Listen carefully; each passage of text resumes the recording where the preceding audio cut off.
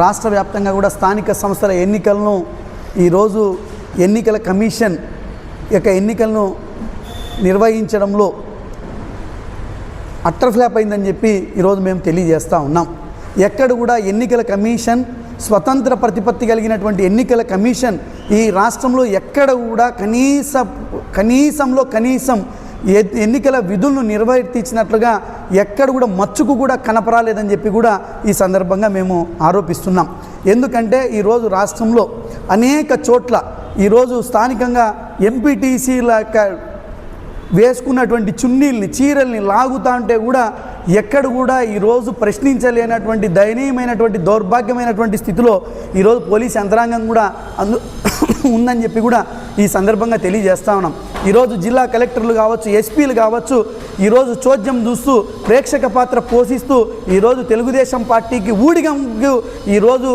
కింది స్థాయి ఉద్యోగుల కంటే మేమే ముందున్నాం తెలుగుదేశం పార్టీ కూటమికి ఊడిగం చేయడంలో అని చెప్పి ఈరోజు నిరూపించుకోవడం కోసం తెలుగుదేశం పార్టీ నాయకుల యొక్క మోచేతి నీళ్లు తాగడం కోసం ముందంజలో ఉన్నారని చెప్పి ఈ సందర్భంగా మేము తెలియజేస్తూ ఉన్నాం. ఈరోజు రాష్ట్రంలో అనేక చోట్ల ఈరోజు విధ్వంసకాండ, దౌర్జన్యకాండ, భయభ్రాంతులు గురి చేయడం, దౌర్జన్యాలు చేయడం, డబ్బుకు ప్రలోభ పెట్టడం అయినప్పటికీ కూడా ఈరోజు రాష్ట్రంలో ఎంపీపీలు 24 జరిగితే 24కు గాను 18, అదేవిధంగా వైస్ ఎంపీపీలు 17కు గాను 12, కోఆప్షన్ 8కి 8, జిల్లా పరిషత్కు జెడ్పీ చైర్మన్ ఒకటి ఉంటే జెడ్పీ చైర్మన్ ఒకటి ఈరోజు గెలిచినటువంటిది ఈరోజు వైఎస్ఆర్ కాంగ్రెస్ పార్టీ అని చెప్పి ఈ సందర్భంగా తెలియజేస్తాం. ఇన్ని కుట్రలు, ఇన్ని కుతంత్రాలు చేస్తే కూడా తెలుగుదేశం పార్టీ రాష్ట్రంలో 59కి కేవలం 4 ఎంపీపీలు గెలిచింది. అది కూడా అడ్డదిడ్డంగా అనేక రకాలైనటువంటి ప్రలోభాలకు గురి చేస్తే కూడా ఈ రాష్ట్రంలో గెలిచినటువంటివి తెలుగుదేశం పార్టీ కేవలం 4 అని చెప్పి కూడా ఈ సందర్భంగా తెలియజేస్తాను. అవుట్ ఆఫ్ 59 ఇంకొక 7 ఈ రోజుకి కూడా పెండింగ్లో పెట్టడం జరిగింది. అంటే ఈరోజు రాష్ట్రంలో అనేక రకాలైనటువంటి భయభ్రాంతులకు గురి చేసినప్పటికీ కూడా ఈ రాష్ట్రంలో ఉన్నటువంటి ఎంపీటీసీలు, జెడ్పీటీసీలు, వార్డు మెంబర్లు మొత్తం వైఎస్ఆర్ కాంగ్రెస్ పార్టీ వెన్నంటే ఉన్నాం, జగనన్న నాయకత్వం వైపే మేమందరం కూడా సమిష్టిగా ఉన్నామని చెప్పి చాటి చెప్పినటువంటి ఈ రాష్ట్రంలో ఉన్నటువంటి మొన్న ఓటింగ్లో పాల్గొన్నటువంటి ప్రజాప్రతినిధులు అందరికీ కూడా ఈరోజు వైఎస్ఆర్ కాంగ్రెస్ పార్టీ వాళ్ళందరికీ కూడా హ్యాట్స్ ఆఫ్ తెలియజేస్తానని చెప్పేసి కూడా ఈ సందర్భంగా తెలియజేస్తూ ఉన్నాం. ముఖ్యంగా ఈ జిల్లాలో మనం చూసినట్లయితే రామగిరిలో ఈరోజు ఎంతటి దౌర్జన్యకాండకు పాల్పడతా ఉన్నారని చెప్తే ఈరోజు మనకు చూస్తూనే ఉన్నాం. ఎన్నికలకు సంబంధించినటువంటి బీఫామ్ను ఈరోజు బీఫామ్ని ఇచ్చే ప్రయత్నం చేస్తూ ఉంటే అనీస్ ఆర్డర్ కపి ఈరోజు ఎన్నికలకు సంబంధించి బీఫామ్ను ఇవ్వడానికి ఒక న్యాయవాది కురబ నాగిరెడ్డి అడ్వకేట్ వెళ్తే, అదేవిధంగా వైస్ ఎంపీపీ రాప్తాడు బోయ రామాంజనేయులు, అదేవిధంగా హరీష్ మరి హరినాథ్ రెడ్డి ముగ్గురు కలిసి ఎంపీడీఓకి బీఫామ్ ఇవ్వడానికి వెళ్తే అక్కడ ఉన్నటువంటి తెలుగుదేశం పార్టీ నాయకులు దౌర్జన్యం చేసి భౌతికమైనటువంటి దాడికి పాల్పడడం జరిగింది. దానికి కారణం ఏంటంటే వాళ్ళు చెప్పేది ఎంపీడీఓ ఆఫీసు మా ఆఫీసులోకి మీరు ఎవరు రమ్మన్నారు అని చెప్పేసి ఆ రోజు ఆ రకంగా మాట్లాడి ఆ రకమైనటువంటి భౌతిక దాడులు పాల్పడడం జరిగింది. అంటే ఈ రాష్ట్రంలో ఉన్నటువంటి తెలుగుదేశం పార్టీ నాయకులకు, కూటమి నేతలకు ఈరోజు మేము ఒక్కటే అడుగుతున్నాం, ఈ రాష్ట్రంలో ఉన్నటువంటి పోలీస్ స్టేషన్లు తెలుగుదేశం పార్టీ కార్యాలయాల, ఈ రాష్ట్రంలో ఉన్నటువంటి ఎంపీడీఓ కార్యాలయాలు, ఎంఆర్ఓ కార్యాలయాలు తెలుగుదేశం పార్టీ కార్యాలయాల, ఈరోజు ప్రజాస్వామ్యబద్ధంగా ఈరోజు ఎన్నికైనటువంటి ఎంపీటీసీలు తమ ఏ గుర్తు ద్వారా ఎన్నికైనారో ఆ ఫ్యాన్ గుర్తుకు సంబంధించినటువంటి పార్టీ ఏదైతే వైఎస్ఆర్ కాంగ్రెస్ పార్టీ ఉందో ఆ పార్టీకి సంబంధించినటువంటి బీఫామ్ని ఇవ్వడానికి వెళ్తే ఈ పార్టీ ఇది ఎంపీడీఓ కార్యాలయం తెలుగుదేశం పార్టీ ప్రభుత్వము మా కార్యాలయం అని చెప్పి ఆ యొక్క పోయినటువంటి వారి మీద భౌతిక దాడులకు పాల్పడమే కాకుండా మళ్ళీ వాళ్ళ మీదనే ఈరోజు అక్రమంగా అన్యాయంగా కేసులు పెట్టి ఈరోజు ఎఫ్ఐఆర్లు నమోదు చేసి అక్కడ పోలింగ్కు హాజరయ్యేటువంటి ఎంపీటీసీలను భయభ్రాంతులకు చేయడంలో భాగం కాదా అని చెప్పి ఈ సందర్భంగా నేను అడుగుతా ఉన్నా. ఈరోజు సునీతమ్మను కూడా నేను ఒకటే అడుగుతా ఉన్నా, సునీతమ్మ ఈరోజు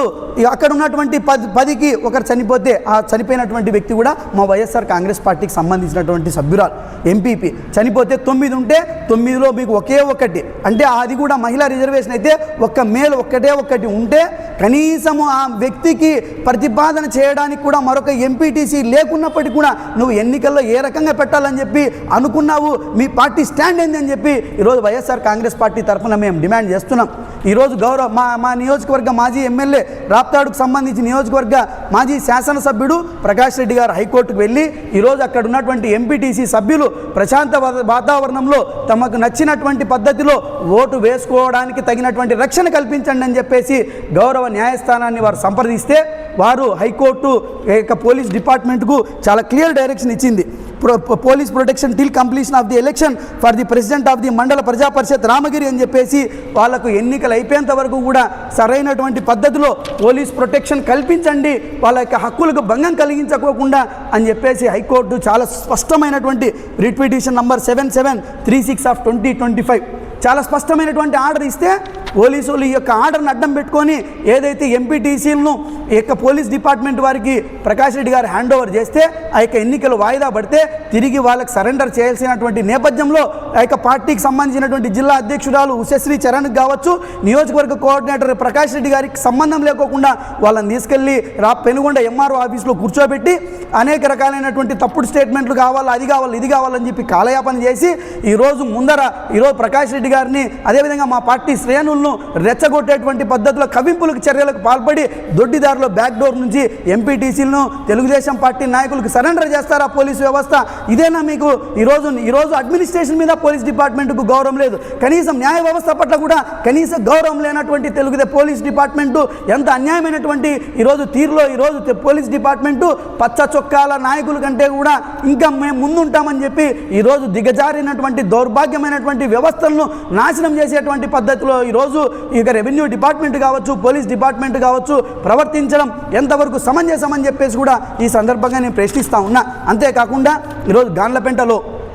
ఇదే రకమైనటువంటి దౌర్జన్యం. నిన్న పొద్దుటూరులో ఒకే ఒక గ్రామానికి సంబంధించినటువంటి ఉప సర్పంచ్ ఎన్నికలకు వెళ్తే మా పార్టీకి సంబంధించినటువంటి వార్డు మెంబర్ల మీద సైతం దాడి చేస్తారా? ఇది ఎక్కడి ప్రజాస్వామ్యం అని చెప్పి ఈ సందర్భంగా నేను అడుగుతా ఉన్నా. అంతేకాకుండా ప్రకాశం జిల్లాలో ఒక